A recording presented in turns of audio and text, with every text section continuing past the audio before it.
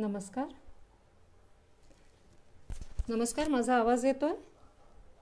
माझा आवाज येतोय का कृपया सांगा. धन्यवाद. आवाज येत आहे.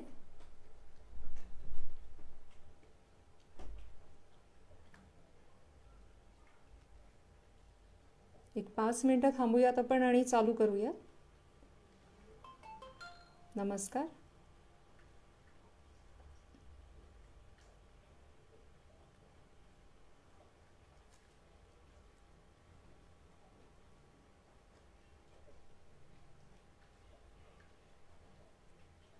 धन्यवाद. आवाज येत आहे सांगितल्याबद्दल.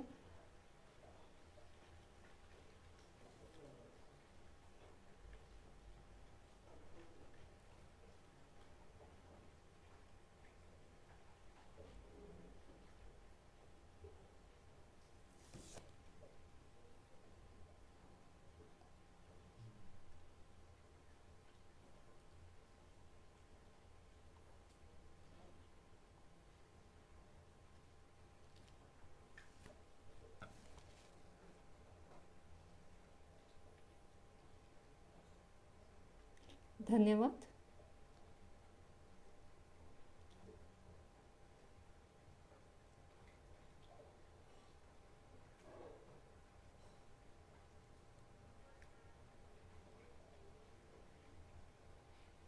वालतुरे सर, यादव सर, धन्यवाद.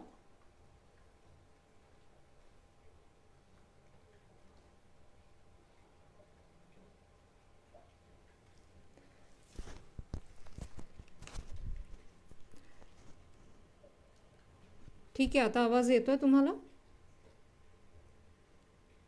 मला वाटतं थोडंसं मोठ्याने बोलायला लागेल. आवाज येतोय?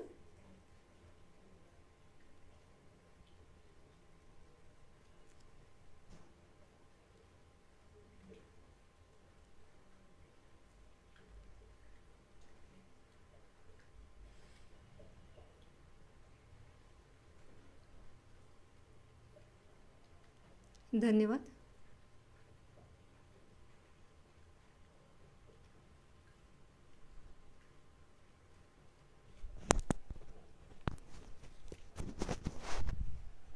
आवाज येतोय आता? आवाज येतोय? दीपाली कृपया सांगावा आवाज येतोय? धन्यवाद. अनिता?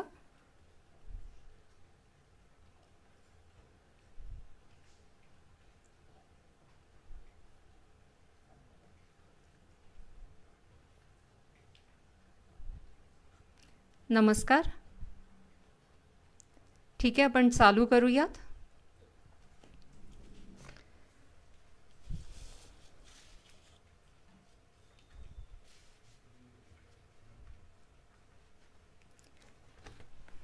नमस्कार. मी सौ स्मिता धनंजय खुरसाळे. मी असिस्टंट प्रोफेसर असून ज्योतिष भास्कर सुद्धा आहे आणि व्यावसायिक ज्योतिषी म्हणून काम सुद्धा करते. तर आज ज्या मी विषयावरती बोलणार आहे तो विषय आहे राशी भविष्य कितपत खरे कितपत खोटे. या विषयावर इथे व्यक्त होण्याची मला संधी दिली याबद्दल स्वराज्य देशा या समूहाचे संस्थापक, सगळे पदाधिकारी, या सगळ्यांचे मी मनपूर्वक आभार मानते.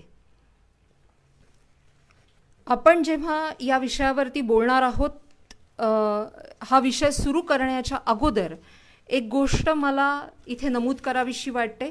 ती गोष्ट अशी आहे की जरी माझा विषय असा असला की राशी भविष्य कितपत खरे आणि कितपत खोटे, तरीसुद्धा मी हेच सांगू इच्छिते की राशी भविष्य हे खरंच असतं, पण काही गोष्टी आपल्याला ज्ञात नसतात, माहीत नसतात. त्यामुळे असं होतं की आपल्याला ते राशी भविष्य खोटं वाटू शकतं. मग नेमक्या अशा गोष्टी कुठल्या आहेत? लग्नरास म्हणजे काय? त्यानंतर चंद्ररास म्हणजे काय? सूर्यरास म्हणजे काय? या सगळ्या वेगवेगळ्या प्रकारच्या राशी म्हणजे काय हे आपण आज बघणार आहोत. कुंडली म्हणजे नेमकं काय हे सुद्धा आज आपण बघणार आहोत. हे सगळं तुम्हाला आवडेल अशी आशा करते आणि सुरू करूयात. खरं तर भविष्य जाणून घेण्याची उत्सुकता नाही असा एकही माणूस शोधूनही सापडणार नाही. कारण प्रत्येकालाच ही उत्सुकता असते की माझ्या भविष्यात काय दडलेलं आहे, माझ्या भाग्यामध्ये काय आहे. मग बरीचशी जणं किंवा बरीचशी मंडळी अशी सुद्धा असतात जी सांगतात की माझा या ज्योतिषशास्त्रावरती अजिबात विश्वास नाही. पण ज्या वेळेला त्यांच्या आयुष्यामध्ये कुठलीही संकटं येतात किंवा अडचणी येतात, त्यावेळी मात्र ही मंडळी मागच्या दाराने पक्षबदल करून ज्योतिषाचा सल्ला घेताना दिसतात किंवा ज्योतिषाचं मार्गदर्शन घेताना दिसतात. ह्यावरूनच ज्योतिषशास्त्राचं महत्त्व आपल्याला या जगामध्ये किती आहे हे समजू शकतं निश्चितच. पण मग हे ज्योतिषशास्त्र म्हणजे आहे काय? खरं तर ज्योतिषशास्त्र या शब्दाची जर आपण फोड केली तर ज्योती म्हणजे प्रकाश, आणि अंधकार जो काही आपल्या आयुष्यात असतो तो अज्ञानामुळे असतो. तर हा अज्ञानाचा अंधकार जो आहे तो दूर करून ज्ञानाचा प्रकाश पसरवणारं शास्त्र म्हणजे ज्योतिषशास्त्र असतं. कारण प्रत्येक माणसाला हे शास्त्र अतिशय मार्गदर्शक ठरू शकतं. बऱ्याच जणांना असा प्रश्न पडतो की मी कर्मप्रधान आहे. कर्मप्रधान या शब्दाचा अर्थ मी माझं कर्म योग्य रीतीनं करतो, मग मला प्रारब्धाशी काय देणं घेणं आहे किंवा भाग्य माझं काय बिघडवू शकणार आहे. तर असं अजिबात नसतं. कारण तुम्ही तुमचं प्रारब्ध, तुम्ही तुमचं भाग्य घेऊन आलेले असता. त्यामुळेच आपण हे बघतो की बरेच जण खूप चांगलं गाणं गातात तरीसुद्धा सगळेच लता मंगेशकर होऊ शकत नाहीत, किंवा खूप जण खूप चांगलं क्रिकेट खेळतात परंतु सगळेच जण सचिन तेंडुलकर होऊ शकत नाहीत. त्याला कारण असं आहे की तुमच्या कर्माला, तुमच्या प्रारब्धाची, तुमच्या भाग्याची जोड मिळणं अतिशय आवश्यक आहे. मग ज्योतिषशास्त्राच्या आधारानं आपण हे भाग्य बदलू शकतो का? तर नाही, आपण हे भाग्य अजिबात बदलू शकत नाही. मग ज्योतिषशास्त्राचा उपयोग काय, किंवा ज्योतिषाकडे मार्गदर्शनासाठी कशासाठी जायचं? तर आपण भाग्य बदलू शकत नाही, पण भाग्याची तीव्रता बदलू शकतो. म्हणजे नेमकं काय? तर ज्या गोष्टी आपल्या आयुष्यात वाईट घडणार आहेत त्या वाईट गोष्टींची तीव्रता आपण कमी करू शकतो, आणि ज्या गोष्टी आपल्या आयुष्यात चांगल्या आहेत किंवा चांगल्या घडणार आहेत त्यांना अजून कसं चांगलं करता येईल हे आपण बघू शकतो. उदाहरण दाखल आपण असा विचार करूयात की जर आता सध्या पावसाळी वातावरण आहेच आणि पाऊस कधीही पडतोय, पण असं समजा की सध्या पावसाळा नाही आणि ज्योतिषांनी तुम्हाला सांगितलंय किंवा कोणीतरी तुम्हाला सांगितलं की आज पाऊस येईल. वेळेला तुम्ही जेव्हा बाहेर पडाल तेव्हा सगळे तयारीनिशी पडाल, म्हणजे छत्री, रेनकोट जे काही तुमच्याकडे असेल ते सगळं घेऊन तुम्ही बाहेर पडाल. पण जर का तुम्हाला या गोष्टीची कल्पना नसली की पाऊस येणार आहे तर नक्कीच तुम्ही भिजणार. म्हणजे पाऊस पडणं तुम्ही रोखताय का किंवा रोखू शकताय का? तर अजिबात नाही. आयुष्यात होणाऱ्या घटना तुम्ही रोखू शकत नाही, परंतु या घटनेमुळे जे काही परिणाम तुमच्या आयुष्यामध्ये घडतात ते परिणाम तुम्ही निश्चितपणे बदलू शकता. आता उदाहरण आपण एक बघितलं, तसंच दुसरंही उदाहरण देता येईल की जर का एखाद्याचा ॲक्सिडेंट होणार असेल आणि ह्याची त्याला अजिबात कल्पना नाही आहे, त्या गोष्टीसाठी त्याची तयारी नाही आहे, मानसिक तयारी नाही आहे, तर निश्चितपणे ॲक्सिडेंट तर होणार, घटना तर घडणार, पण त्यात त्याचं जास्त नुकसान होणार. पण हीच गोष्ट त्याला आधीपासून माहिती असेल तर काय होईल? तर नक्कीच असं होऊ शकतं की त्याला जे काही इजा व्हायची आहे ती कमी प्रमाणात इजा होऊ शकेल, कारण तो सावध असतो, सजग असतो. ही सजगता, हा सावधपणा तुम्हाला कुठून मिळू शकतो? तर ज्योतिषशास्त्र हा सावधपणा, सजगपणा तुम्हाला नक्कीच देऊ शकतो. प्रश्न असा आला आहे की आपण चांगले कर्म केले तरी पण आपल्या भाग्यात दुःख कसे काय? तर ज्योतिषशास्त्र हे नेमकं फक्त या जन्माच्या कर्मावरती आधारित नसून पूर्वजन्माच्या कर्मावर सुद्धा आधारित आहे. आता तुम्ही म्हणाल की पूर्वजन्म कुणी बघितलाय? अगदी बरोबर आहे की पूर्वजन्म आपण बघितलेला नाहीये, पण तरी सुद्धा काही प्रश्नांची उत्तर आपल्याला मिळू शकत नाहीत. जसं मी कितीही प्रयत्न केले तरी एखादी गोष्ट मला साध्य होत नाही. त्याचं कारण आहे तुमचं प्रारब्ध. तुम्ही जी काही कर्म मागच्या जन्मात केलेली असतात त्याचं गाठोडं किंवा त्याचं संचित म्हणूया आपण त्याला, ते संचित तुम्ही बरोबर घेऊन येता आणि त्याचमुळे त्या संचिताचे परिणाम तुम्हाला या जन्मामध्ये भोगावे लागतात. बऱ्याच जणांचं असंही म्हणणं असतं की पाप आणि पुण्य या बाबतीतही बरेचसं कन्फ्युजन असतं की पाप जर का मी केलं, म्हणजे मी जर 20 पापं केली आणि मी जर 30 पुण्य केली तर त्या 30 पुण्यातून ती 20 पापं वजा होतील आणि नक्कीच मला फक्त जी 10 पापं आहेत त्यांची कर्म भोगावी लागतील. पण असं अजिबात नाही आहे. तुम्हाला 30 पापांची वेगळी कर्म भोगावी लागतात आणि 20 पुण्याची वेगळी कर्म भोगावी लागतात. आता इथे प्रश्न असा आलाय की ॲक्सिडेंट जर होणार आहे हे जर माहीत असेल तर तो प्रवास करणार नाही ना? अगदी बरोबर आहे, पण तो ॲक्सिडेंट कुठल्याही स्वरूपाचा असेल तर तो घरातही होऊ शकतो. दुसरी गोष्ट, जरी त्यांनी घरात राहायचं ठरवलं तरी सुद्धा असं काहीही होऊ शकतं की त्याला बाहेर पडावं लागू शकतं. म्हणजे परिस्थितीच त्याच्यावरती अशी येईल की त्यांनी किती जरी ठरवलं तरी पण तो घरात राहू शकणार नाही, त्याला बाहेर पडावे लागेल. आपण आपल्या मूळ विषयाकडे परत एकदा वळूयात. आपण हे बघितलं की आपण भाग्य बदलू शकतो का? त्यानंतर आपण असं बघणार आहोत की सामान्य माणसाला मग जर का त्याचं भविष्य जाणून घ्यायचं असेल तर सगळ्यात सोपं माध्यम तो कुठलं वापरतो? तर आपण जे जनरली बघतो ते तो माणूस सहसा राशी भविष्य बघतो. आठवड्याचं राशी भविष्य हे खूप जणांसाठी महत्त्वाचं असतं. म्हणजे त्यासाठी बरेच जण रविवारची सुद्धा वाट बघतात की रविवारी कधी एकदा वर्तमानपत्र येत आहे आणि मी कधी एकदा ते वर्तमानपत्रातलं माझं राशी भविष्य बघतोय, असं बऱ्याच जणांना वाटतं. त्याचबरोबर ते राशी भविष्य जे काही वाचलेलं असतं ते फक्त स्वतःसाठीच नाही तर त्याचं सामूहिक वाचन सुद्धा घरामध्ये केलं जातं. बऱ्याच घरात हे केलं जातं.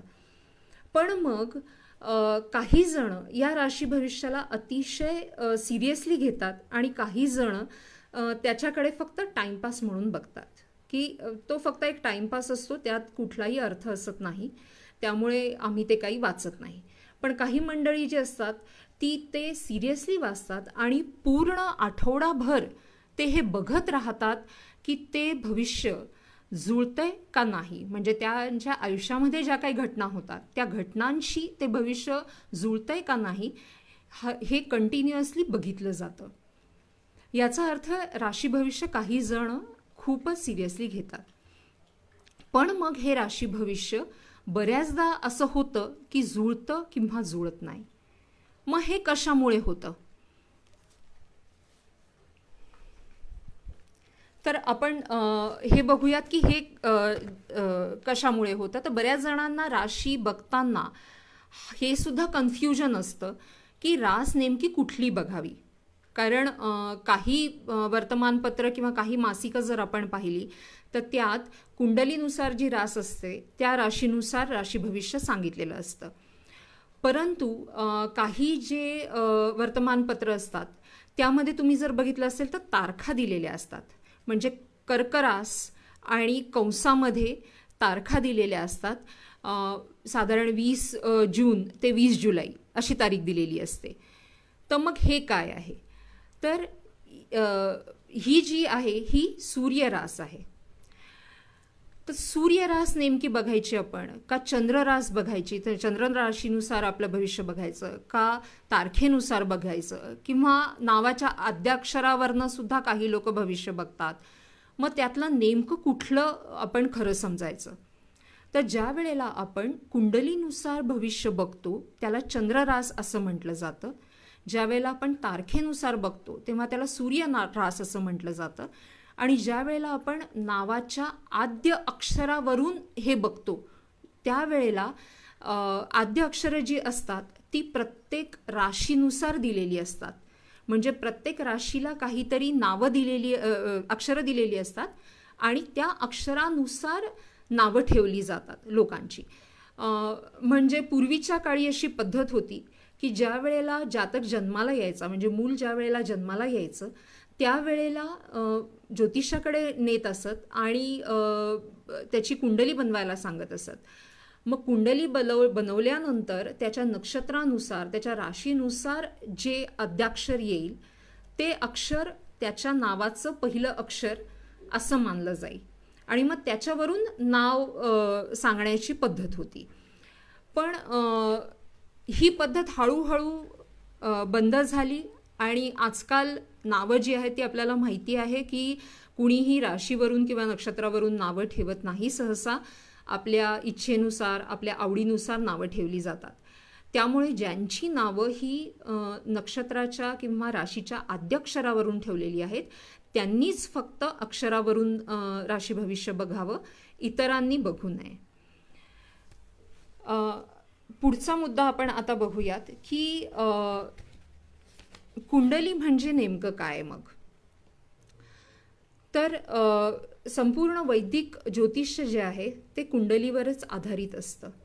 आणि कुंडली म्हणजे काय तर जेव्हा एखादं मूल जन्माला येतं ते जन्माला येण्याची वेळ आणि ते ज्या ठिकाणी जन्माला येतंय त्या वेळेला आकाशामध्ये किंवा अवकाशामध्ये जी काही ग्रहांची स्थिती असेल त्या स्थितीचा नकाशा म्हणजे आपण म्हणूया की ती कुंडली आहे. इतकं सोपं आहे. म्हणजे ज्या वेळेला एखादं बाळ जन्माला येतं त्यावेळेला आकाशातली ग्रहस्थिती, ती ग्रहस्थिती म्हणजे झाली आपली कुंडली आणि त्या कुंडलीवरतीच सगळं संपूर्ण भविष्य आधारित असतं. कोरोनावरचा प्रश्न मला अपेक्षित आहे पण आपण तो नंतर घेऊयात.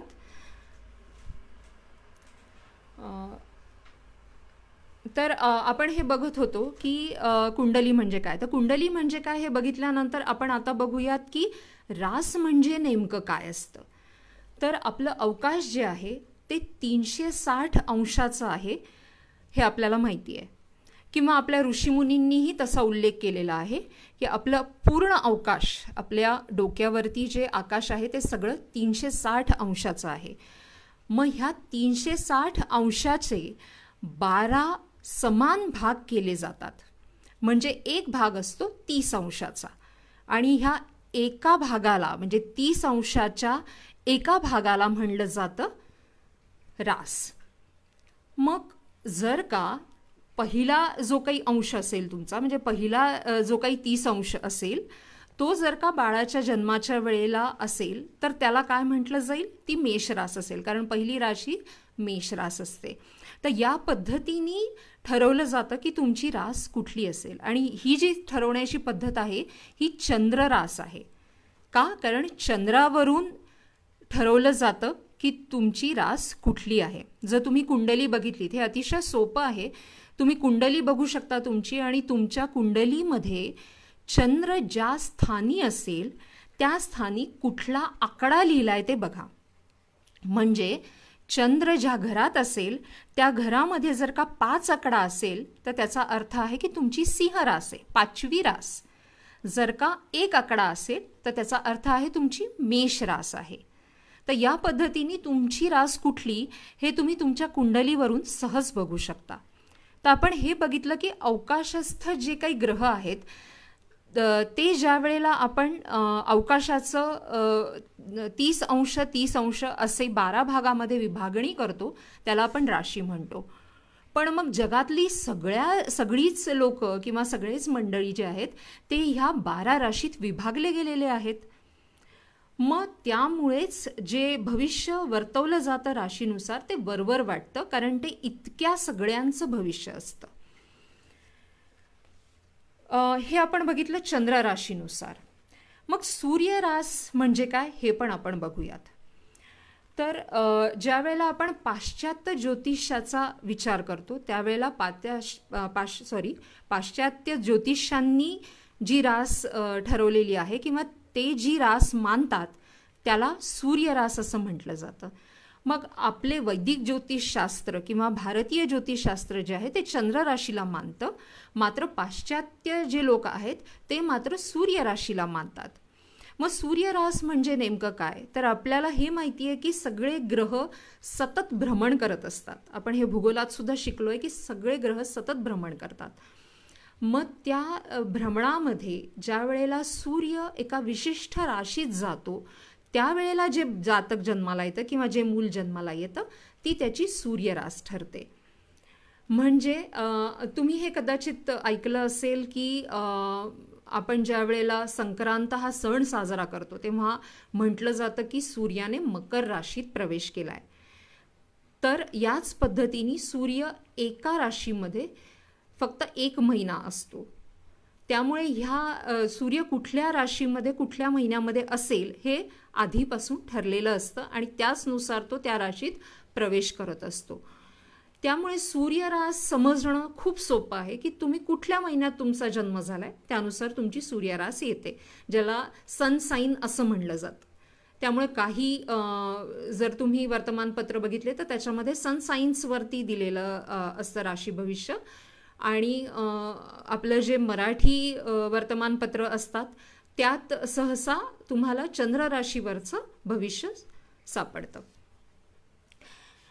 आपण सूर्यरास बघितलं काय आहे, चंद्ररास बघितलं काय आहे. परत एकदा सांगेन की अवकाशामध्ये अवकाश जे आहे ते 360 अंशामध्ये विभागलं गेलेलं आहे आणि 360 अंशापैकी प्रत्येक 30 अंश म्हणजे एक रास असते.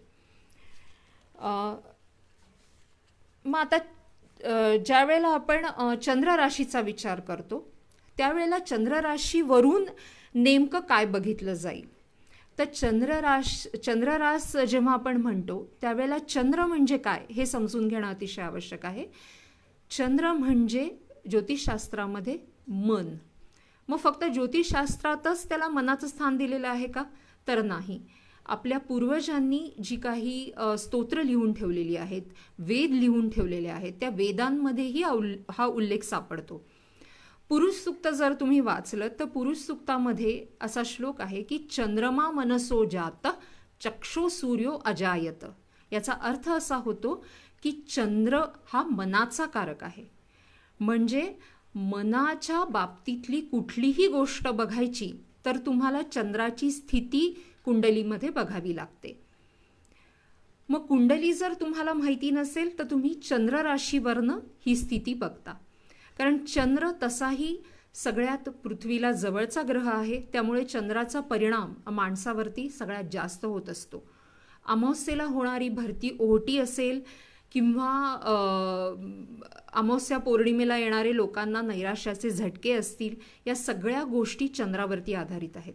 कारण चंद्र म्हणजे मन आणि त्या मनाचा आपल्यावरती खोल परिणाम होत असतो. मग बऱ्याचदा असं होतं की 2 लोकांच्या राशी सारख्या असतात. म्हणजे 2 लोक तुम्ही जर बघितली, जवळची तुमच्या घरातली मंडळी असू शकतात ज्यांची रास ही सारखी आहे पण तरीसुद्धा त्यांचा स्वभाव वेगळा असतो. मग असं का बरं असतं, त्याचं कारण असं आहे की रास ही जी आहे ही वरवरची आहे. जर आपण अजून खोलात जाऊन बघितलं तर ज्या 12 राशी आहेत ज्या 30 अंशात विभागलेल्या आहेत त्या 30 अंशाचे परत भाग करण्यात येतात आणि त्या भागाला, प्रत्येक भागाला आपण नक्षत्र असं म्हणतो. आता तुम्ही हे नक्षत्र हा शब्द अनेकदा ऐकलं असेल. म्हणजे पावसाबाबतही ऐकलं असेल की आज नक्षत्र बदललंय म्हणजे पाऊस खूप होणार, आज नक्षत्र बदललंय म्हणजे पाऊस कमी होणार. तर इतरही बऱ्याचशा गोष्टी नक्षत्रावरून बघितल्या जातात. पण ज्या वेळेला राशीचा सूक्ष्म भाग आपण म्हणूयात त्याला, तो म्हणजे नक्षत्र. पण जशी राशींची समसमान विभागणी आपण केलेली आहे की 30 अंशामध्ये, तशी नक्षत्राची समसमान विभागणी केलेली नसते.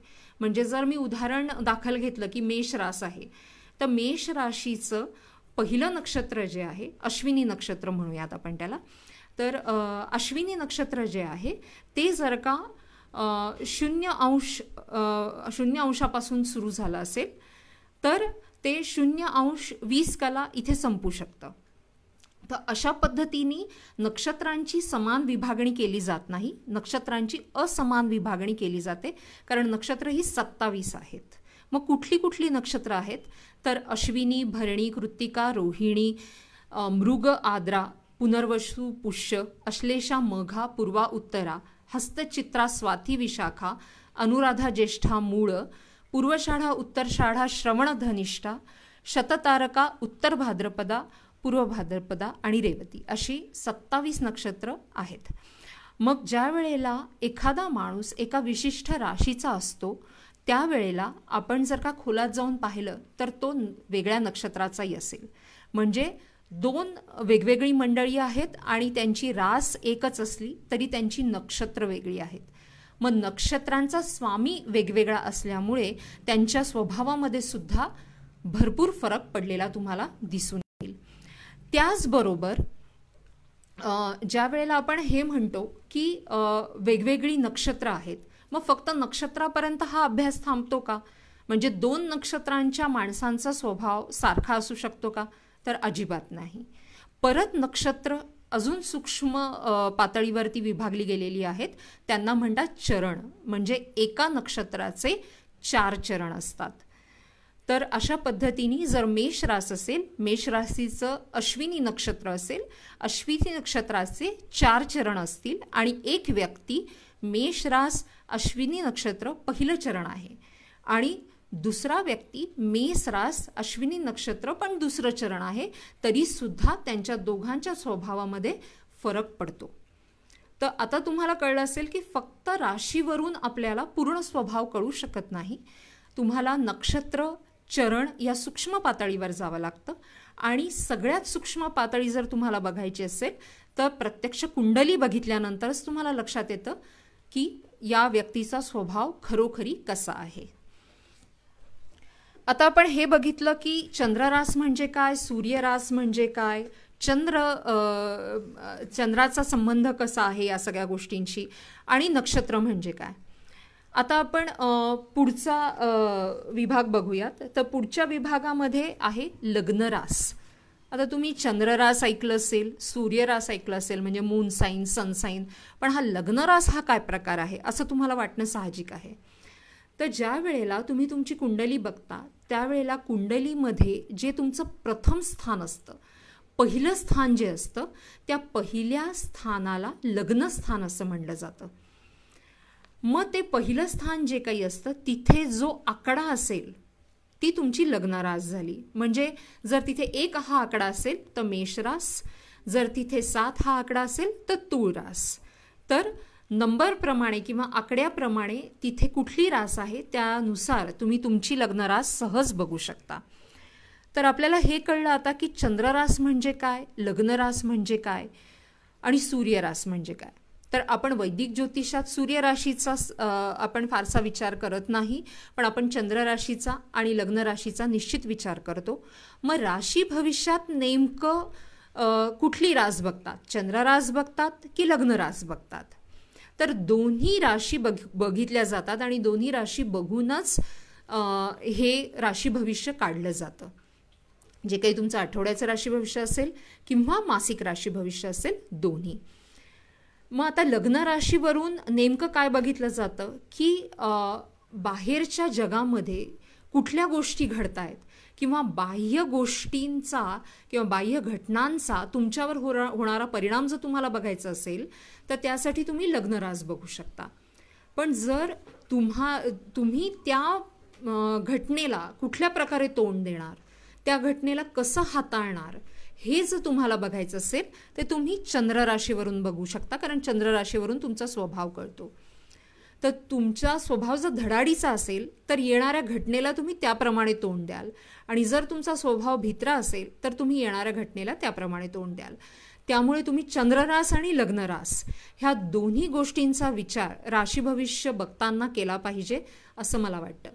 बहुतेक वेळेला राशी भविष्य लिहिताना गोचर बघून लिहिलं जातं. आता गोचर म्हणजे काय, तर ग्रहांचं जे भ्रमण असतं अवकाशात त्याला गोचर असं म्हटलं जातं. तर आत्ताची या क्षणाची जी काही ग्रहस्थिती आहे त्यानुसार पुढच्या आठवड्यात कुठली ग्रहस्थिती होणार आहे, म्हणजे सूर्य कुठल्या राशीत जाणार आहे, शनी कुठल्या राशीत जाणार आहे, किंवा इतर ग्रह कुठल्या राशीमध्ये असणार आहेत, ह्याचं एक गणित मांडून त्यानुसार जी गोष्ट बघितली जाते ती म्हणजे गोचर. मग ह्या गोचरीचा विचार मुख्यतः लग्न राशीमध्ये केला जातो. त्यामुळे राशी भविष्यामध्ये जर का लग्नरास, चंद्ररास आणि नक्षत्र इथपर्यंत सगळ्या गोष्टींचा विचार केला गेला तरच मला असं वाटतं की राशी भविष्य हे तुमचं बरोबर येऊ शकतं. तर आता तुमचं नक्षत्रानुसार तर बहुतेक वेळेला भविष्य तुम्हाला दिसू शकत नाही किंवा कळू शकत नाही, कारण मासिकांमध्ये किंवा वर्तमानपत्रामध्ये नक्षत्रानुसार भविष्य देण्याची पद्धत नाही. पण तरीसुद्धा तुम्ही एक काम करू शकता की तुमची लग्नरास कुठली आहे हे माहीत करून घ्या आणि लग्नरास आणि चंद्ररास हे दोन्ही भविष्य वाचून त्याचा मेळ घालून तुम्ही तंतोतंत भविष्याच्या जवळपास जरूर पोहोचू शकता. तंतोतंत भविष्य तुम्हाला मिळणं शक्य नाही. त्याचं कारण असं आहे, मी सांगितलं त्याप्रमाणे, की तुम्हाला नक्षत्र माहिती नसतं, चरण माहिती नसतं आणि दिलेलं भविष्य हे नक्षत्र चरणानुसार दिलेलं नसतं, तर ते राशीनुसार दिलेलं असतं. त्यामुळे तुम्ही लग्नरास आणि चंद्ररास या दोन्हीचाही विचार करा, लग्नरास माहीत करून घ्या आणि त्यानुसार तुम्ही तुमचं भविष्य, राशी भविष्य बघू शकता.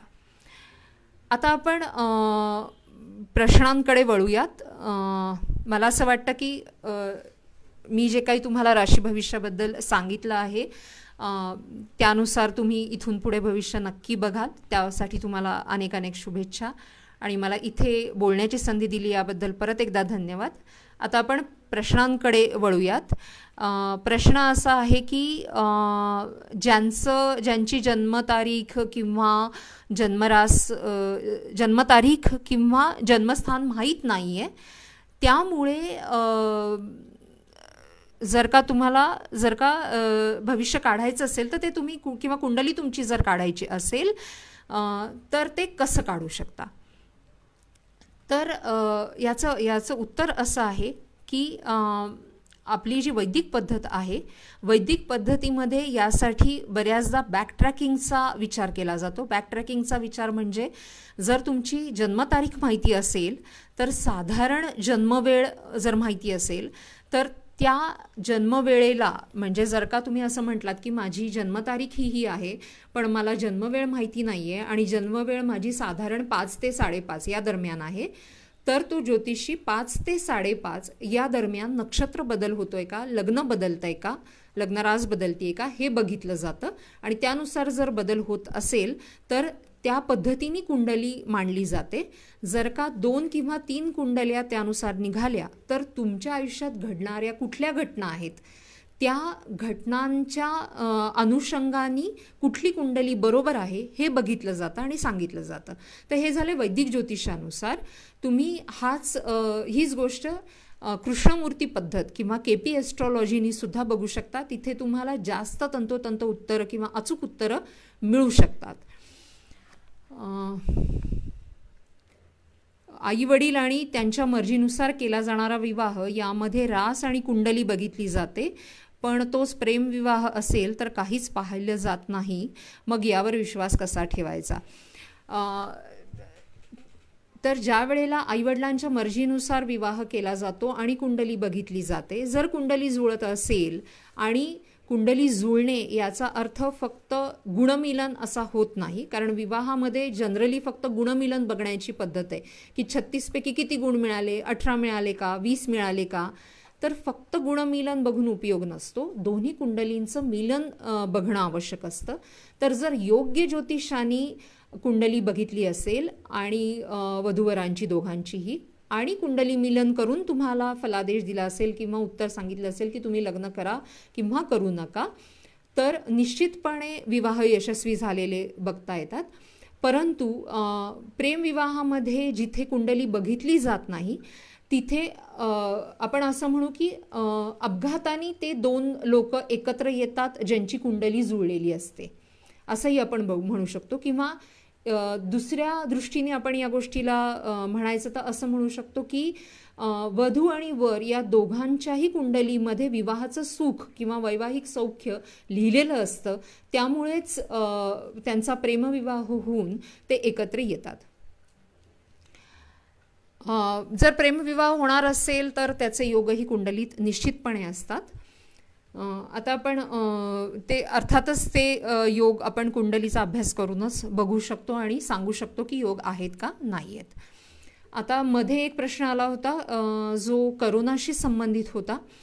तर करोनाच्या बाबतीत मी हे सांगू शकेन की बऱ्याच ज्योतिषांनी आत्तापर्यंत भविष्य वर्तवली आणि ही भविष्य जी आहेत ती मेदनीय ज्योतिषाच्या खाली येतात. कारण पृथ्वीचं जे ज्योतिष असतं, पृथ्वीचं ज्योतिषशास्त्र, त्याला मेदनीय ज्योतिष असं म्हणतात. किंवा भारताचं ज्योतिष असेल ते पण मेदनीय ज्योतिषाच्या खाली येतं. तर अर्थात मी त्यातली तज्ज्ञ नाही, पण तरीसुद्धा हे सांगू इच्छिते की बऱ्याच जणांची या बाबतीतली भाकीतं चुकली. त्याचं कारण असं आहे की रोगकारक जो राहू आहे तो फसवा ग्रह आहे, त्यामुळे बऱ्याच जणांची या बाबतीतली भाकीतं फसवी निघालेली आहेत. पण तरीसुद्धा सप्टेंबर नंतर किंवा या वर्षाच्या अखेरपर्यंत हा जो कोरोना आहे तो नष्ट होईल आणि किंवा त्याच्यावरती लस निघेल अशी आशा आपण करूयात. मला असं वाटतं की सगळ्या प्रश्नांची उत्तरं झालेली आहेत. पती पत्नीची रास जर सारखी असेल तर उदाहरणार्थ सिंह राशी, तर मी जसं म्हणलं फक्त राशीवरून आपल्याला सांगता येत नाही. रास काय आहे, नक्षत्र काय आहे, चरण काय आहे, हे सगळं आपल्याला बघावं लागतं, तरच आपण त्या बाबतीत काही सांगू शकतो. मला असं वाटतं सगळी उत्तरं झालेली आहेत आता. तर इथे परत आपण मी सगळ्यांचे आभार मानते आणि